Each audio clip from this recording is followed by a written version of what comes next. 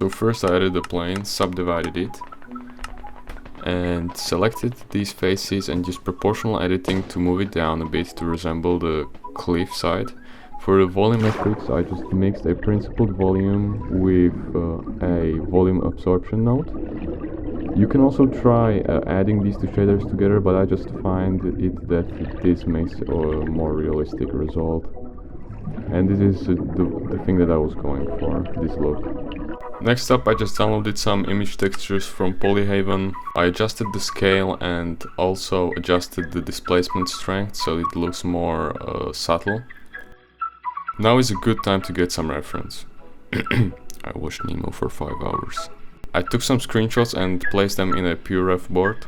Next up is the rocks. They are just an icosphere subdivided and with a displacement modifier on top. For the displace texture, I just used a clouds texture with a really low scale. And then I changed the coordinates to global so that when I would copy it and move it around, it would automatically change its displacement. I looked for some rock textures, not on Polyhaven, but this time on Ambient CG. I selected the principled BSDF and used Ctrl-Shift-T to import the texture map. Next up, I just mixed the ambient occlusion with the base color so that it would give off a kind of fake shadow effect.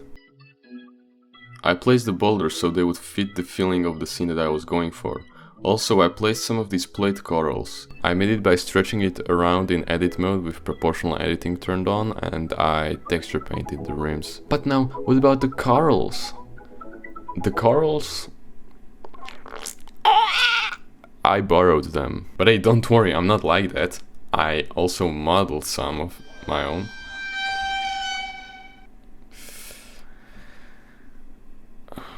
One vertex, skin modifier, subdivision, extrude. Yeah. I used a gradient texture and some texture painting to create a mask for the tip of the coral. And I also used a layer weight node to highlight the outlines of the coral. I modeled and textured some more plants. Oh, now it gets interesting. The caustics are actually fake. Caustics are some of the most computer heavy effect you can do in 3D software. And now we can bypass this by just, well, making something that looks like caustics but it isn't.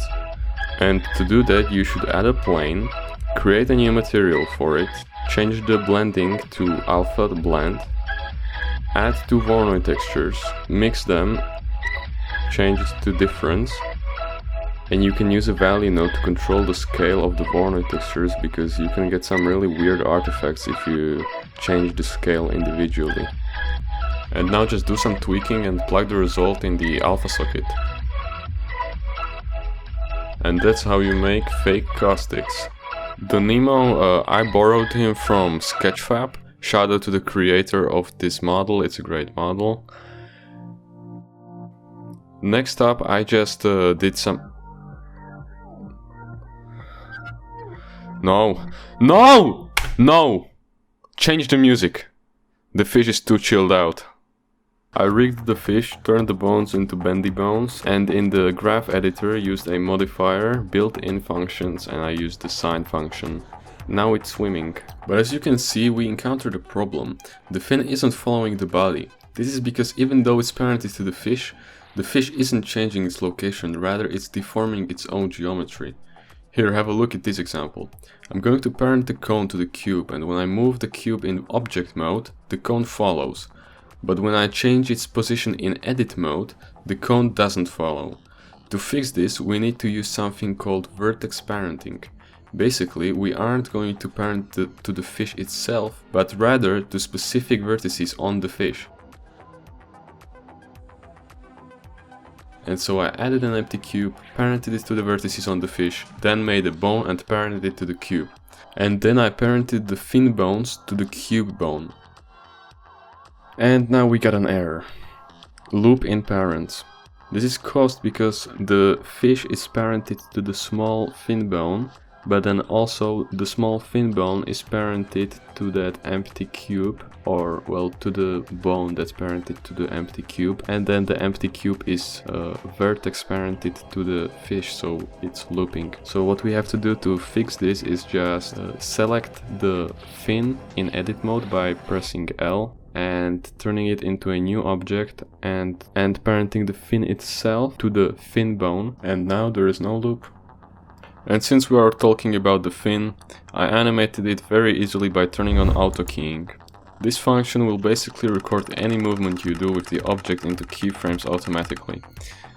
I turned it on, pressed space to play the animation, double pressed R and whipped the shit out of that fin.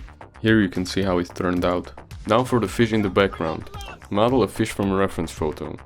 Use the reference photo as the texture. Match the UVs. Repeat for multiple fish and add them to a new collection. Add a particle system and turn the physics types to void.